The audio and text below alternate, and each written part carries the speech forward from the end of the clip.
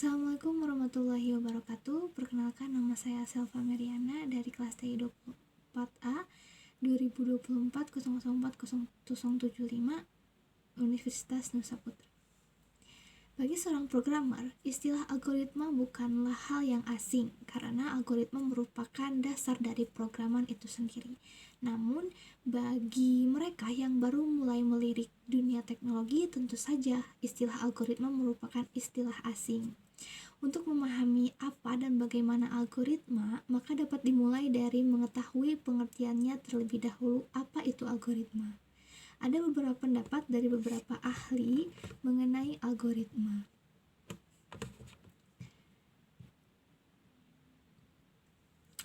Yang pertama dari Kani tahun 2020, algoritma didefinisikan sebagai usaha dengan urutan operasi yang disusun secara logistik dan sistematik untuk menyelesaikan suatu masalah untuk menghasilkan suatu output tertentu.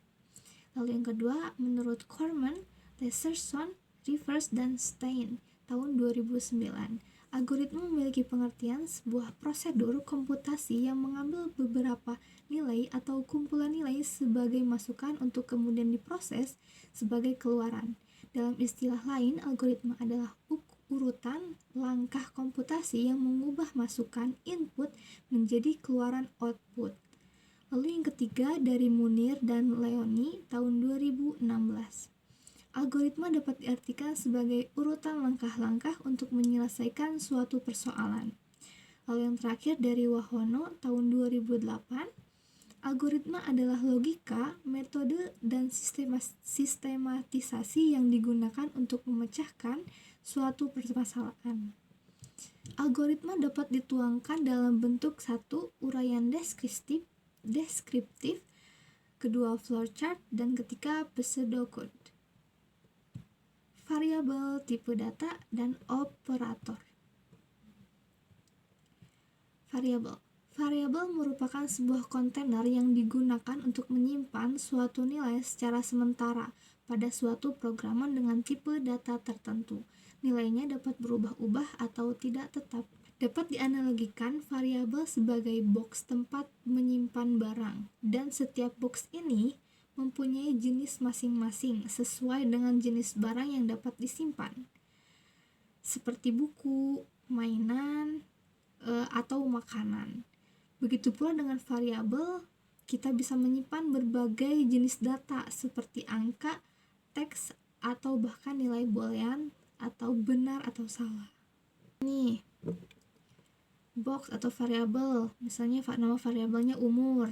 Nah, diisi dengan angka 25. Artinya variabel umur menyimpan nilai angka 25. Contoh lainnya, box, nama variabelnya nama, dan isinya tuh Andi, nama sebuah teks. Artinya variabel nama menyimpan teks Andi.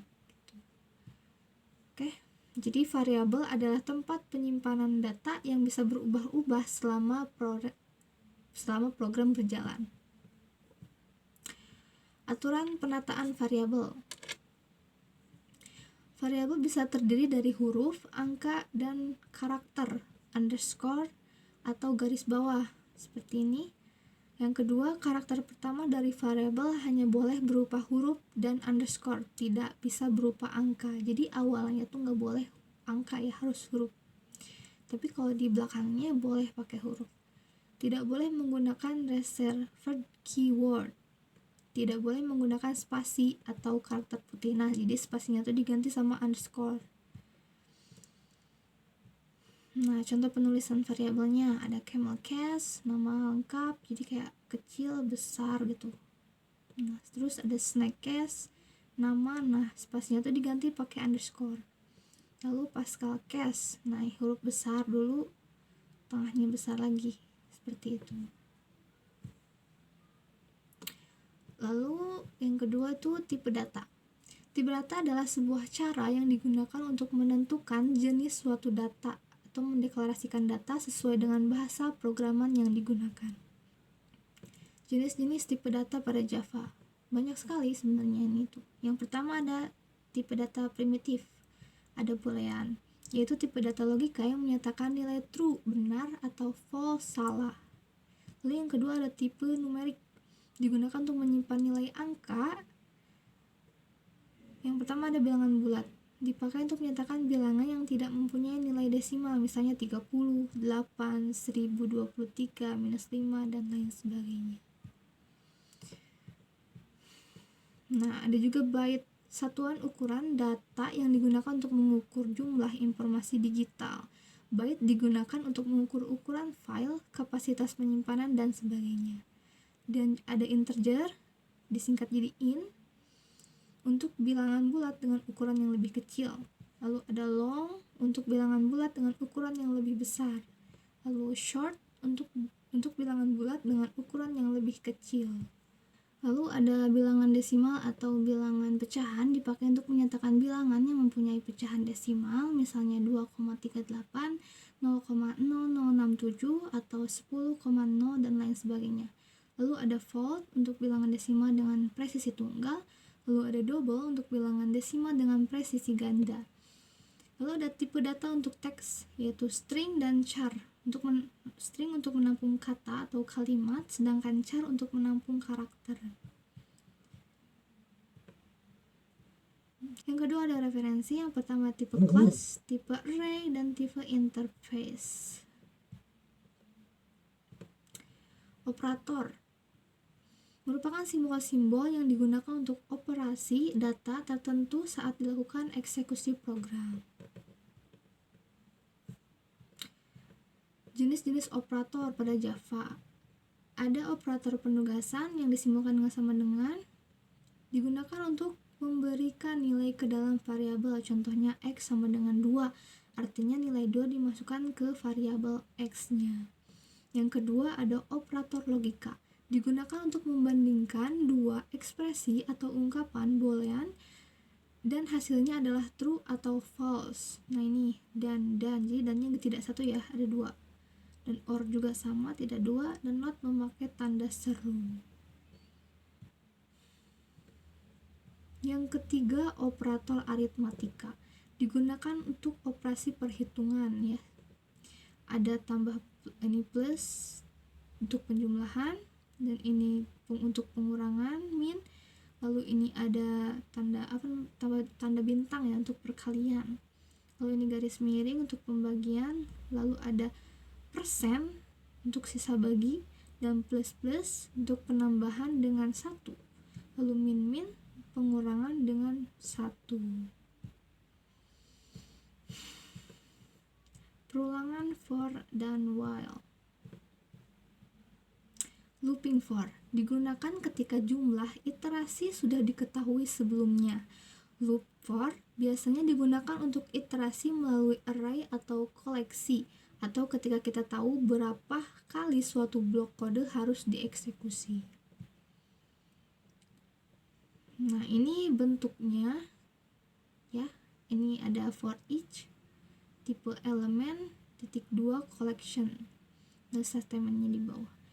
Tipe data dari elemen dalam koleksi atau array. Elemennya variabel nama yang akan menampung elemen saat ini dari iterasi. Lalu ada collection, array atau koleksi yang akan diiterasinya.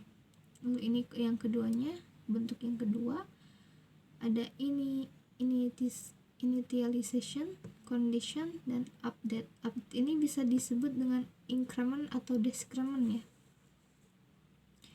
Ini batas awalnya, ini batas akhirnya gitu. Jadi udah diketahui.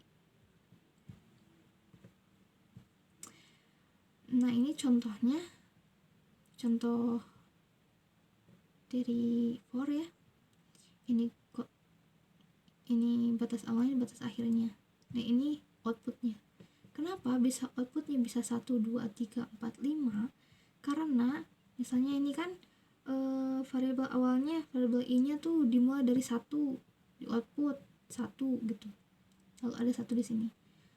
Lalu 1 itu diproses di sini. Apakah 1 tuh kurang dari 5? Ya, 1 tuh kurang dari 5 kan? Maka di output lah 1 gitu. Lalu 1 tuh di increment, udah di output tuh di increment ditambah 1. Jadi plus ini tuh untuk penambahan 1, nilainya naik gitu, angkanya tuh naik, tambah 1 berarti jadi 2 dong. Nah 2 itu diproses lagi, apakah 2 kurang dari 5? Iya, maka akan diproses dan di output 2 gitu. Ditambah, lalu di increment lagi ditambah 1, jadi 3 diproses lagi ke sini 5. Apakah 3 kurang dari 5? Iya, maka di output lah 3. Lalu 3 di increment lagi jadi 4 diproses lagi, apakah 4 kurang dari 5? Iya, maka di output lah 4. Lalu 4 di increment lagi ditambah 1 jadi 5. Udah 5 di proses lagi, apakah 5 kurang dari 5 atau batasnya tuh kan 5, jadi 5 gitu. Lalu kalau misalnya nanti ada output lagi nih 6, ditambah di increment lagi tambah 6 gitu, tambah 1 jadi 6. Apakah 6 kurang dari 5? Tidak.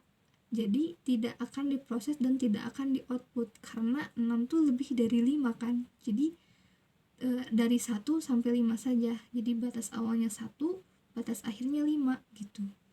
Nah, seperti itu. Lalu kita studi kasus. Tampilkan angka 1 sampai 50. Tampilkan angka 50 sampai 1. Tampilkan kelipatan 10. Let's go. Menampilkan satu nilai angka 1 sampai 50 gitu. Pertama kita buat dulu output untuk lebih jelas. Selain 1 sampai 50.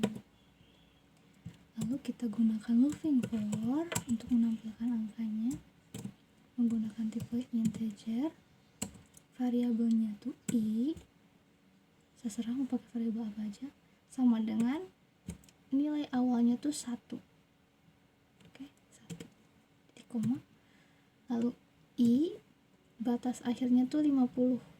Berarti kurang dari sama dengan 50. Jadi koma, lalu kita increment plus menaik angkanya 1 sebesar 1. Lalu kita shout, kita panggil i-nya tuh hasilnya, ditambah kita pakai pemisah ya, pakai koma. Kita coba running.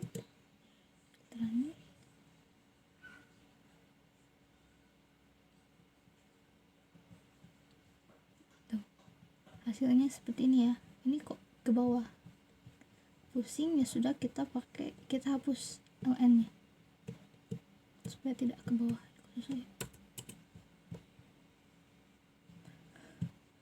Sorry. Kita hapus. Nah, seperti ini ya. Kita coba running lagi.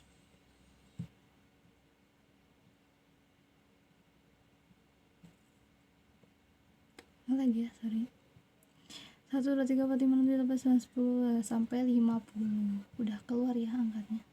Jadi gak perlu system.out.println lagi 1, 2, 3 sampai 50, gak usah. Kita tinggal pakai looping for. Oke, untuk kasus yang kedua kita disuruh untuk menampilkan angka 50 sampai 1 gitu. Jadi hitungnya mundur gitu. Kita bikin itunya dulu, namanya dulu sort 50 sampai 1 sampai 1. Lalu kita pakai looping for lagi nih guys. For sama ya, itunya juga in i sama dengan, nah batas awalnya tuh 50 berarti guys 50 di koma, lalu i sama, berarti lebih dari ya, bukan kurang dari, lebih dari sama dengan 1. Ini batas akhirnya 1 titik koma, berarti kita decrement ya, dikurangi 1 nilainya. I decrement.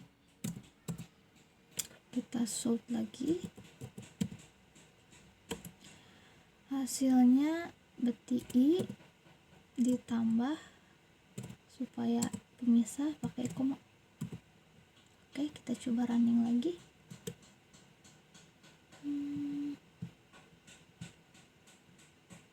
Nah, sama satu ya, ini ke bawah lagi, kita hapus lagi yang ini, kita running lagi.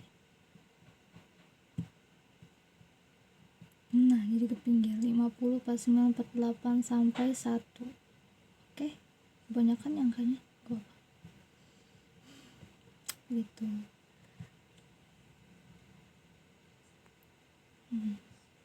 Lalu kita kasus selanjutnya yaitu untuk menampilkan kelipatan 10. Kita sort dulu kelipatan 10 menggunakan for in I sama dengan 1 titik koma I kurang dari sama dengan 10 I plus sort karena kelipatan 10 tuh kan dikali 10 ya, dikali 10 jadi 10, 20, 30, 40, 50 kayak gitu. Jadi berarti kita panggil I-nya dikalikan dengan 10 ditambah titik koma, tambah komanya supaya ada pemisahnya gitu. Ini hapus L-nya. Lalu kita coba running. Nah, 10, 20, 30, 40, 50, 60, 70. Nah, seperti itu ya. Seperti ini kurang lebih. Looping while digunakan ketika kita tidak tahu berapa kalau suatu blok kode harus dieksekusi dan perlu mengevaluasi kondisi di awal setiap iterasi. Looping while akan terus berjalan selama kondisi yang diberikan itu benar. Nah, ini bentuknya, bentuk while ya, kalau codingan nanti nih. Kondisi yang harus benar untuk tetap melanjutkan loop. Jika kondisi ini salah, loop akan berhenti. Selanjutnya, nah ini contohnya sama kayak tadi, sama kayak looping for.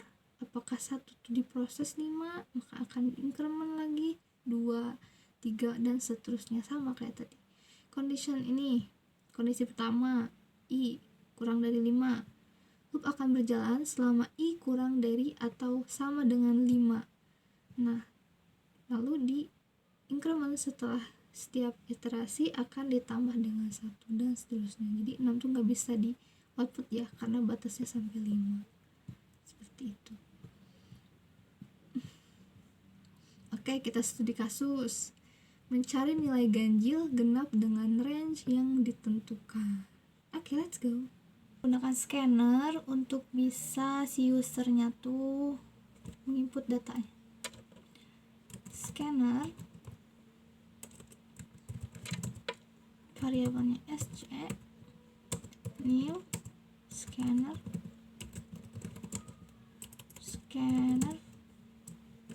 lalu parameternya system dot in. Nah, yang merah ini tuh, oh ini udah. Lalu kita jangan lupa guys, import Java Unity scannernya. Lalu kita buatkan untuk dia supaya tidak bingung ya.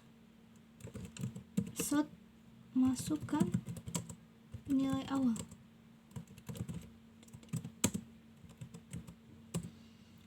Lalu kita panggil, kita buat dulu wadah nilai awal namanya, awal. Nah, cara penulisannya gini ya guys, sama dengan, nah si SC-nya kita panggil di sini SC dot next in. Kenapa? Karena kita tipenya tipe integer, jadi pakai in. Enter, titik koma jangan lupa. Lalu kita untuk memasukkan yang keduanya, masukkan nilai akhir. Kita bikin wadahnya juga untuk nilai akhir. Nilai akhir sama dengan sc dot next in. Nah, sesudah ini kita buat nilai untuk i gitu ya. In i sama dengan nilai awal. Kan kalau misalnya gak di input mah nih, misalnya nilai i nya tuh pengennya 1 gitu atau 2 berapa, karena ini kita menginput, jadi kita panggil aja nilai awalnya.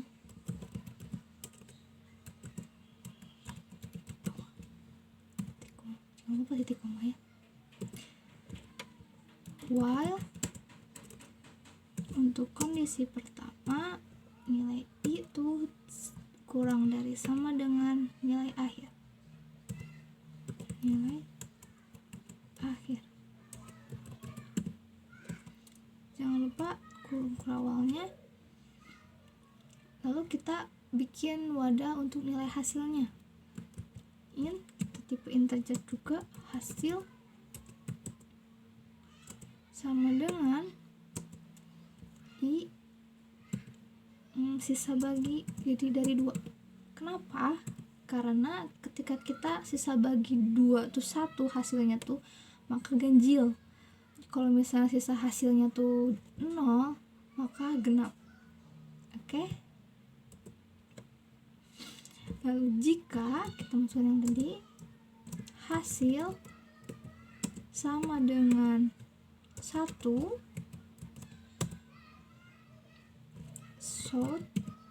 kita panggil i nya i, lalu kita incrementkan di bawahnya i plus.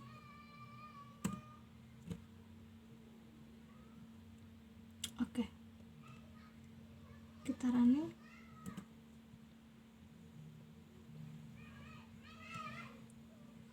Yang tadi ini salah.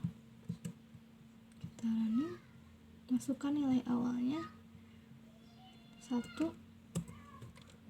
10. Nah, udah masuk nih ya, 1, 3, 5, 7, 9. Kurang rapi, kita rapihin dulu. ln nya kita hapus dulu supaya isinya ke pinggir. Ini juga sama, supaya ke pinggir. Kita coba running lagi, masukkan yang awal 1. Ini kan 10, 1, 3, 5, 7, 9. Nggak kelihatan ya, kita pakai spasi ya. Di sininya kita coba pakai spasi, ditambah spasi. Supaya si tadi itu apa sih, build cell saver-nya di bawah kita gunakan di sini short. Kita coba running lagi, masukkan yang awal 1, 10. Nah, dirapihkan. Kita beri tanda supaya dia tuh bilangan ganjil apa genap. Di sini kita buat sort bilangan ganjil. Kita run lagi. 10. Nah, ada bilangannya kan. Oke. Selanjutnya kita pakai jadi kita cari bilangan genapnya. Kita di sini. Kita lakukan hal yang serupa.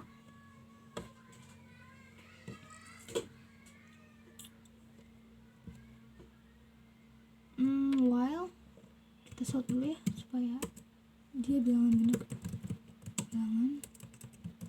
genap. Lalu while kondisikan keduanya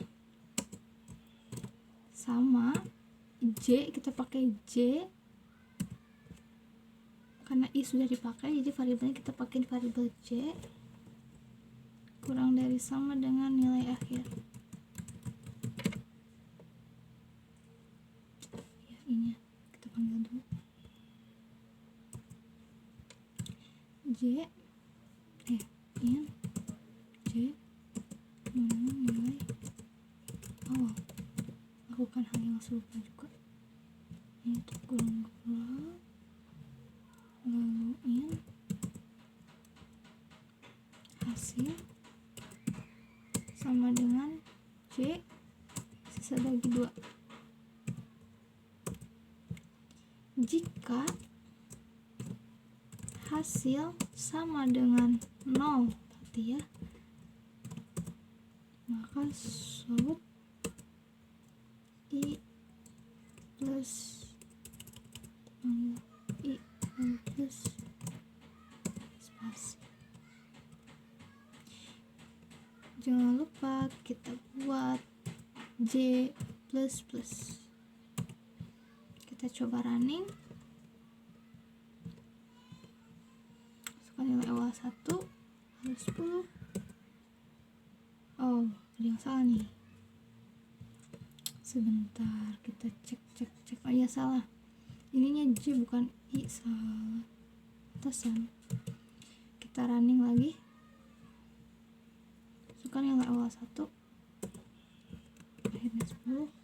Kenapa? Oke, tidak rapi, tapi ini sudah keluar 2, 4, 6, 8, 10. Sudah keluar. Kita rapikan.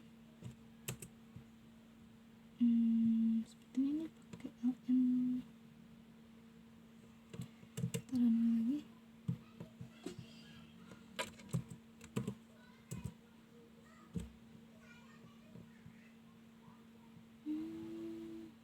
Oh iya, ininya di atas.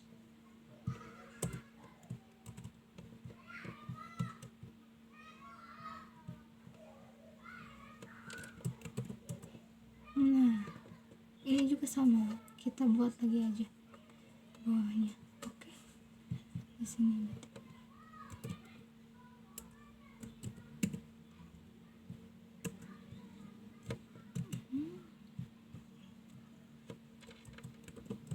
Oke, sudah rapi. Lalu bagaimana kalau misalnya kayak kita pengen ngisinya 1 sampai 100 atau 50 sampai 1000 gitu misalnya. Itu kan banyak banget ya. Kita cobain. 1 100 kan panjang banget ke sini. Wah, gila panjang banget nih. Bagaimana supaya nanti tuh si 1, 2, 3, 4, 5 tuh ke bawah gitu, supaya nggak kayak gini kan bingung harus scroll gitu caranya gitu. Baiklah, kita coba ya praktekkan lagi menggunakan sama ya. Kita buat dulu variabel wadah in, namanya spasi.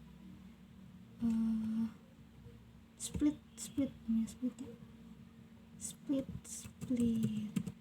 Kita kasih dia nilai itu 1, jadi 1, 2, 3, 4, 5 ke bawah, 2, 3, 4, 5 ke bawah.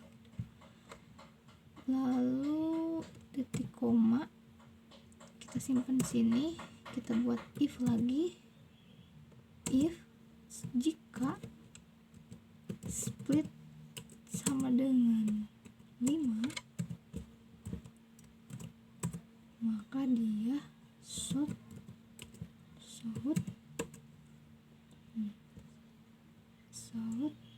seperti ini. Splitnya sama dengan 0, split sama dengan 0. Di bawahnya seperti ini ya, sama cuman split ini, split plus juga. Kita cobain. Masukkan yang awal 1 sampai 50 sih, 100 aja deh. Nah, kan 1, 2, 2 3 4 5 1 2 3 4 5 untuk ke bawah. Kita terapkan hal yang sama juga di sini ya.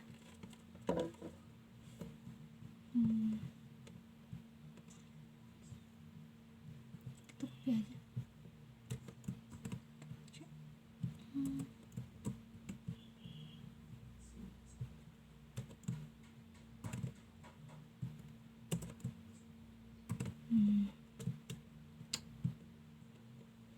Merah.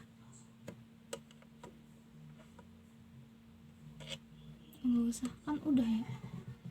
Usah kan udah. Split plus. Maaf ya karena saya baru pemula. Kita masukkan nilai 100. Nah, sama juga. Oke, berhasil.